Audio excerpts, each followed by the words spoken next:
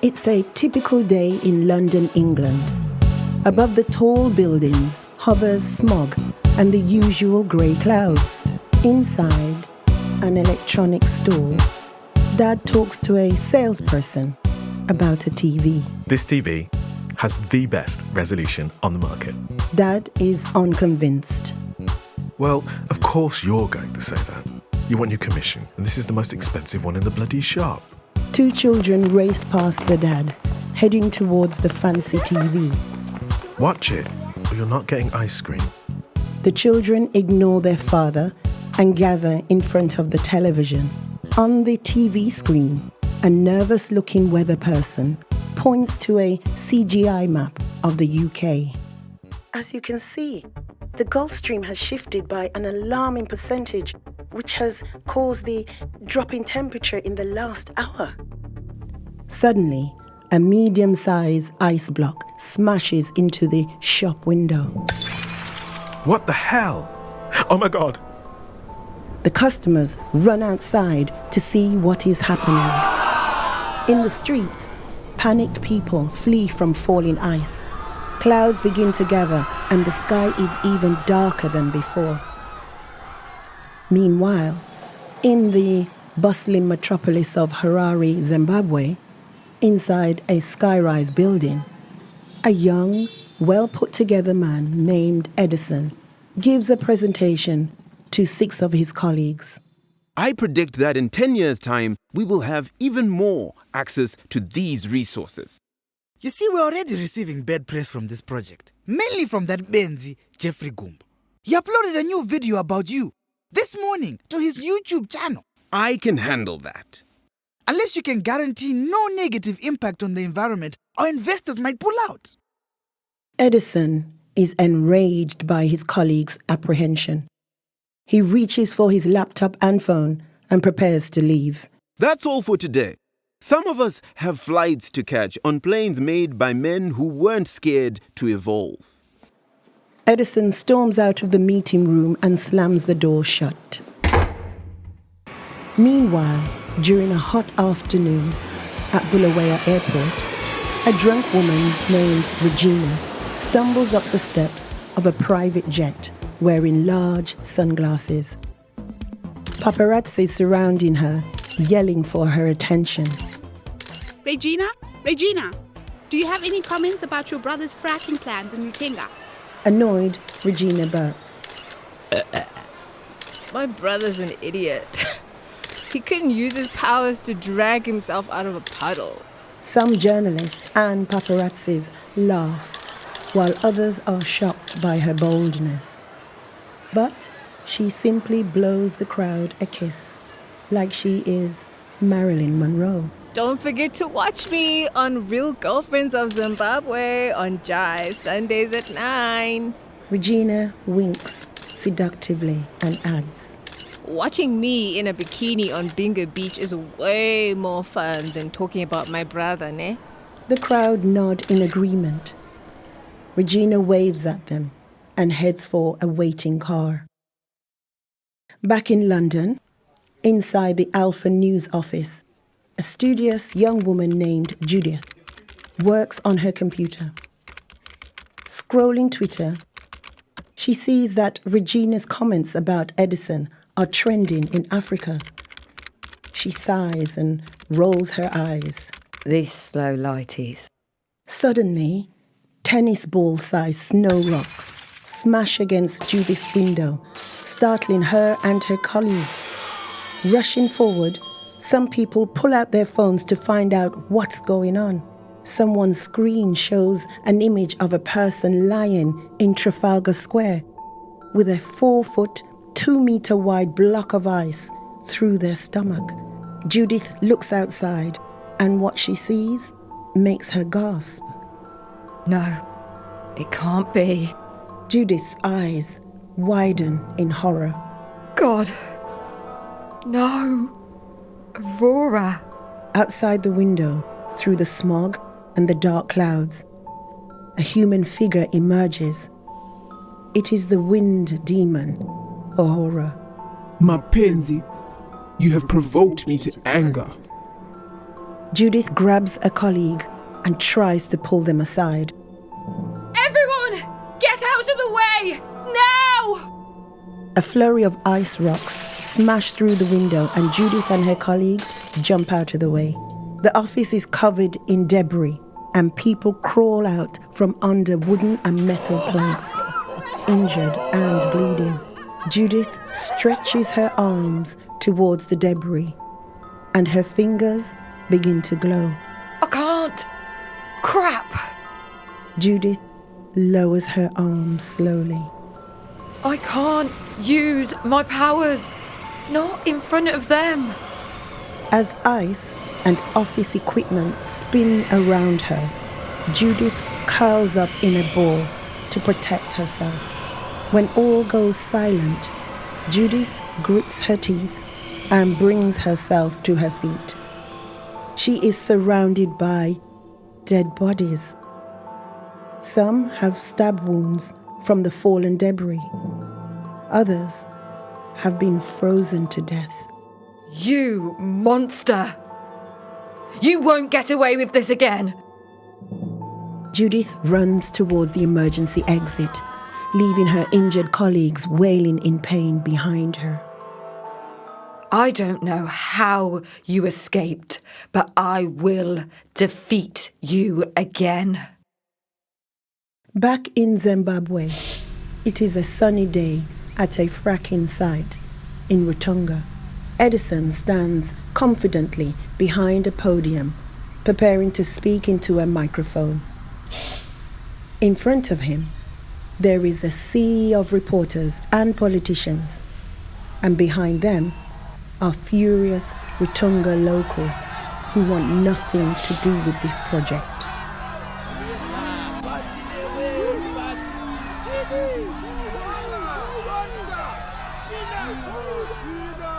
They yell at him, but Edison only ignores them. From the crowd of reporters, a young blogger raises her hand to ask a question. Edison, any response to the comments your sister, reality star Regina, made recently at Bulawayo Airport? Edison turns away and grins to himself before turning back to address the crowd with a sorrowful look on his face. My sister has been mentally unwell for a long time.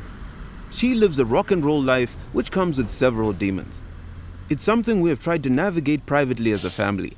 I love her and wish her mind finds the stability it so clearly craves.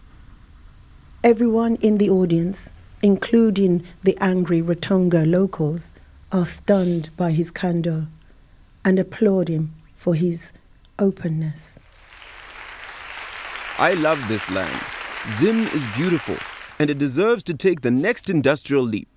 Through this project, we can be the next Tokyo or Milan, bustling, bold, brave.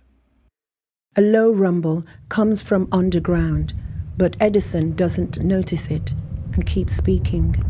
A country is only as strong as the people who believe in it. Suddenly, a large hand shoots out from the fracking hole. What's going on? Edison! The crowd screams in fear and run from the site, leaving Edison behind. Now alone, Edison crouches in a defensive stance.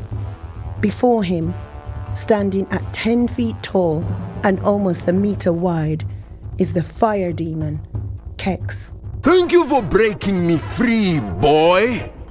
Edison looks to the equipment in surprise and horror. What have I done? Edison barely has time to prepare himself before Kex lunges like a primal beast and throws him high into the air. Meanwhile, inside her spacious Harare apartment, Regina sits in front of the TV, alone. She enters the kitchen and retrieves a tub of ice cream whilst scrolling through her phone. On a whim, she decides to call her friend, Mandy. Hey, love, it's been a long time. Let's go clubbing. Hey, I can't. I'm still filming on set. Joseph might be free. Boring. Regina hangs up and scrolls through her contact list, sending the same message to 20 different people. I'm bored. Let's go out. She receives no replies. After a while, Regina's phone finally rings. She excitedly leaps into the air and answers it. The caller ID reads Dickhead. Great. Regina picks up the phone and answers. You have a lot of nerve to call me. Someone sent me a link to your little speech earlier. You wish you had my life? At least I don't live in my dad's shadow. In the back streets of Chatworth, Edison drives speedily in his blacked-out Jeep, startling sheep and cattle from the road. He ignores his sister's tirade and shouts, Shut up and listen! Judith is in danger! Regina frowns in confusion, just as a ZBC journalist begins to report on the television. Breaking news. Wind demon Aurora and fire demon Kirks have returned to Earth. Kex? Aurora? Muroi Yadzoka, my way! Kex attacked me at the conference. As her brother speaks, Regina grinds her teeth in anger. Let me handle this. No, you'll get yourself and Judith killed. I'm the oldest. This is my duty.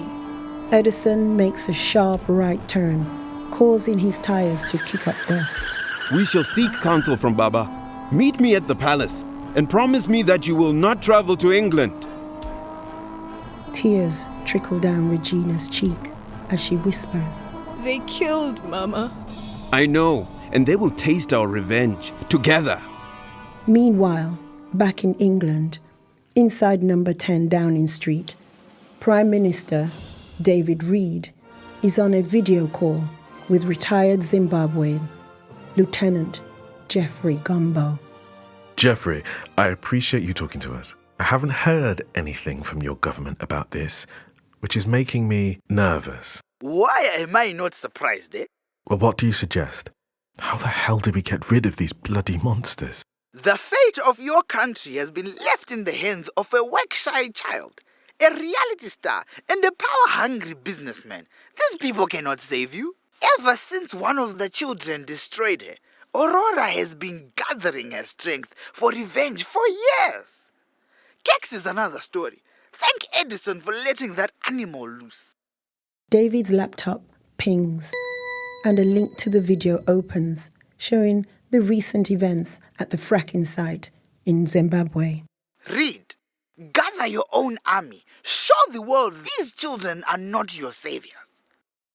I appreciate your candor. We could really use your military expertise. Would you consider taking the lead in this operation? Back in Zimbabwe, night has fallen, and the stars twinkle as tired Edison parks his car in front of a slightly dilapidated palace. Edison enters and sees a familiar designer bag and jacket on the floor. From somewhere inside the palace, he hears a distinctly feminine laugh float up into the air. Wait, how did she get here before me? Edison enters the palace gardens and sees Regina sitting on the edge of the water fountain, drinking wine.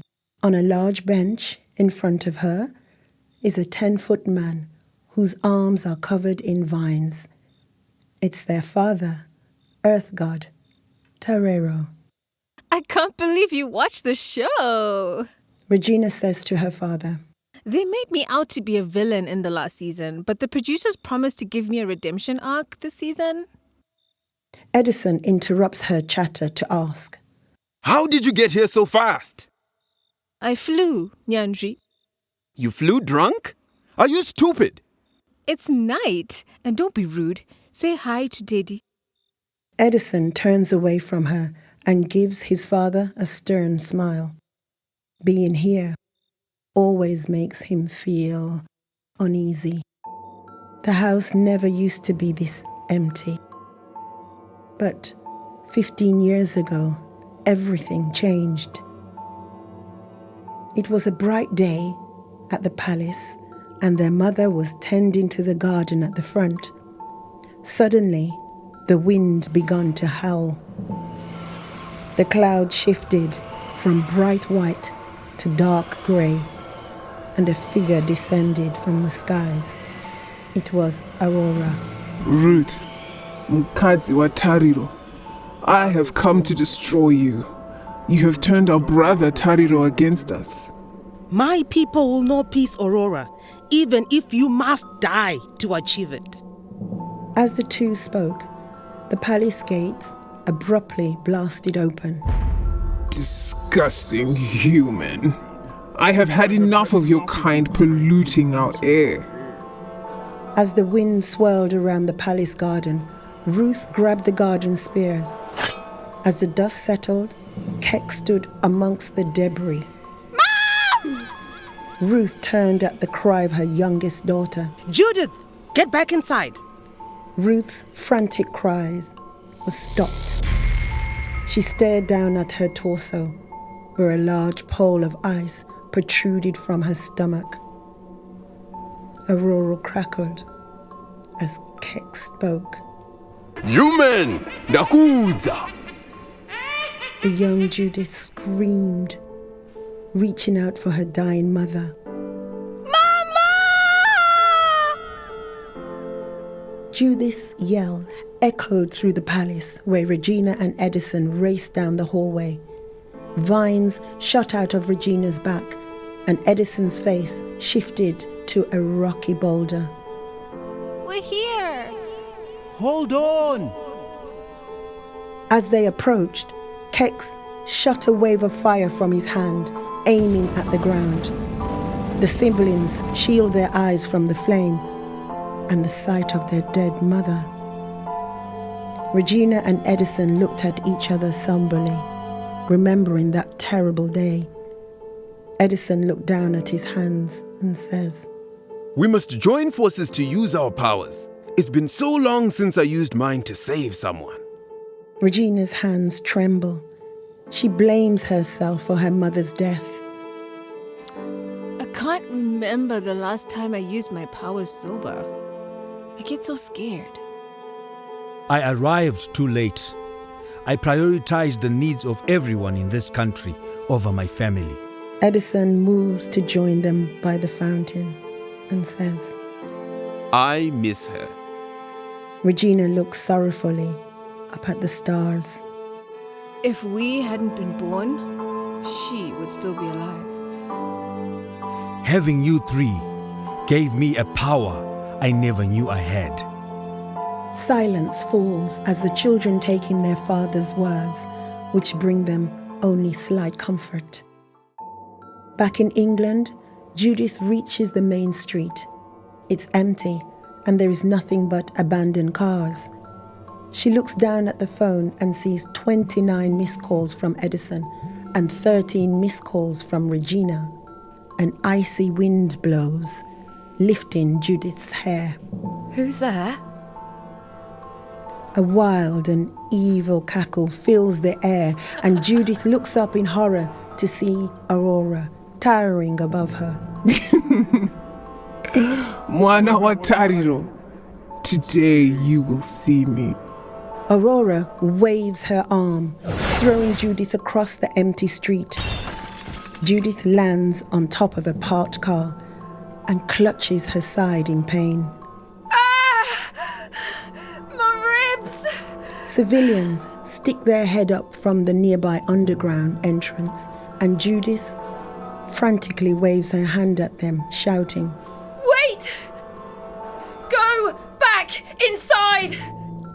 Aurora swings her arms again and covers the underground entrance in a block of ice. Judith gets up and hovers over the parked car. She is glowing yellow, and there are vines wrapped around her arms. Judith flings her vines, latching onto streetlights above her, and yanks her body into the air. Amundizivi ini. Makaura. Musandiderere. Aurora grabs Judith by the throat. Let's take you home. Aurora lifts Judith into the air and flies towards Zimbabwe. Somewhere in Tindi, Zimbabwe, Edison and Regina shield their face as a helicopter kicks up dust. At the sight of the helicopter, Regina yells, I'm not getting in that. We are not using our powers to fly to England. They will fear us. They should fear us. She slips a nyami spirit marks over her face and flies towards the north, leaving Edison coughing as a cloud of dust gets in his face. A fleet of military helicopters approaches in the distance. What is this now, eh? Edison wonders how this could possibly end well. En route to Zimbabwe, Aurora clutches a bloodied and almost lifeless Judith in her hand. You and your siblings are an abomination. A silhouette of a small human-shaped figure appears in the distance. It's Regina. Witch! Regina strikes Aurora across the face, forcing her to drop Judith. Regina beelines down to catch up with her and grabs her by her shirt. Come on, my sister. Please wake up. We need you. But Judith remains unconscious as Regina cradles her and flies back towards Zimbabwe. Aurora screams after her. Spineless! Just like Tariro. Back in Tindi, now joined by his army, retired Lieutenant Jeffrey clutches his gun and gets ready to shoot. Ready? Aim! Idiot! My sisters are still landing.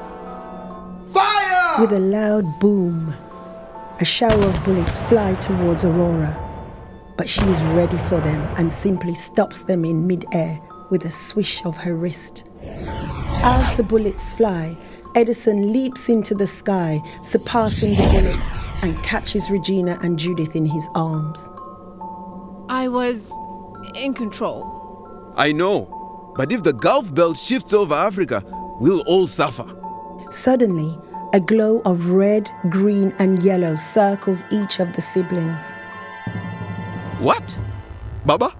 He's lending us his strength. Mama?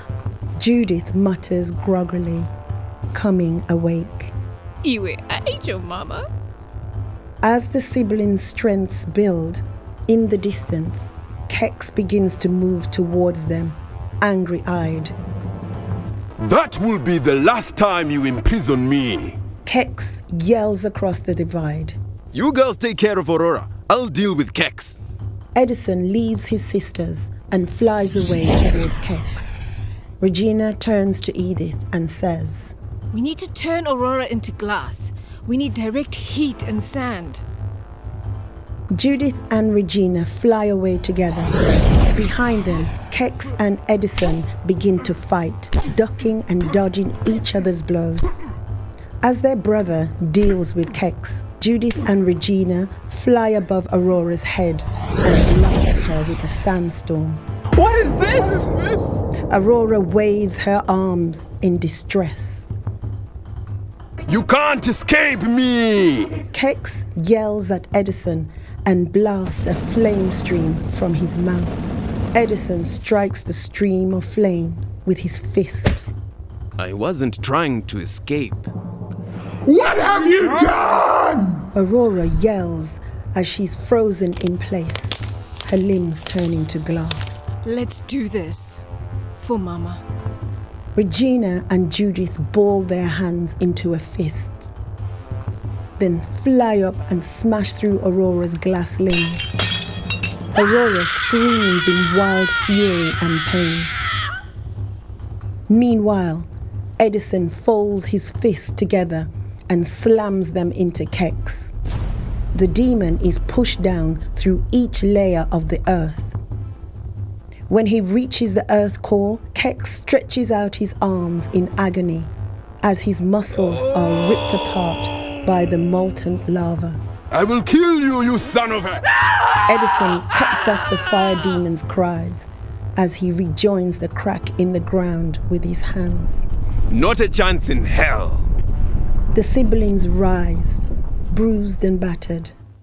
They look at each other with weak smiles, relieved that they are alive and that Aurora and Kex have finally been defeated.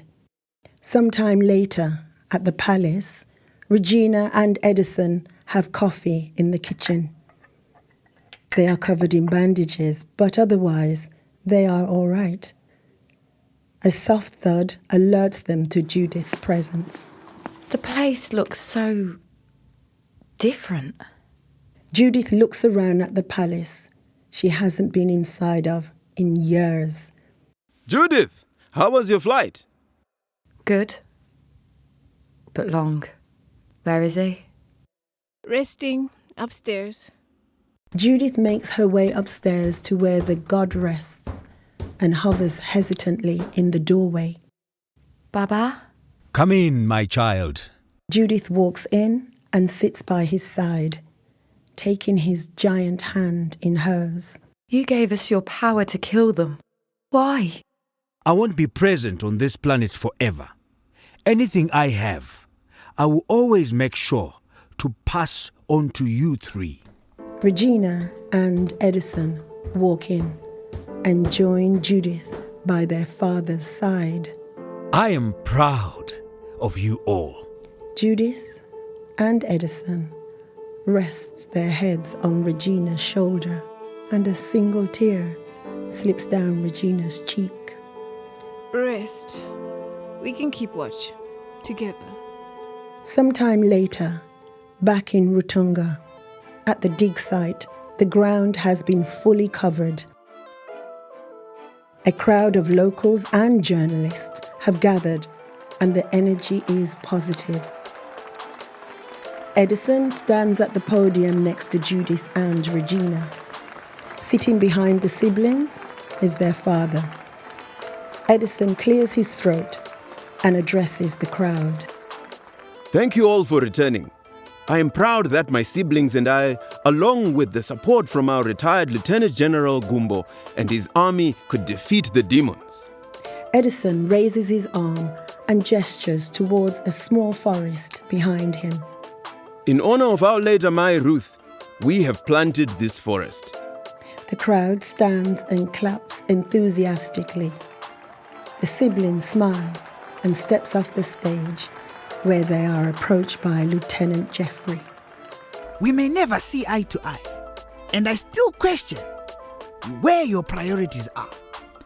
But you saved our home, and for that, you have my thanks. The lieutenant reaches out his hand. After a brief hesitation, Edison steps forward and shakes the lieutenant's hand, accepting his gesture of peace and goodwill. Once the lieutenant leaves, Edison is joined by his sisters and father. The four of them turn and look to the newly planted forest, a memorial of their mother and a sign of a brighter future to come.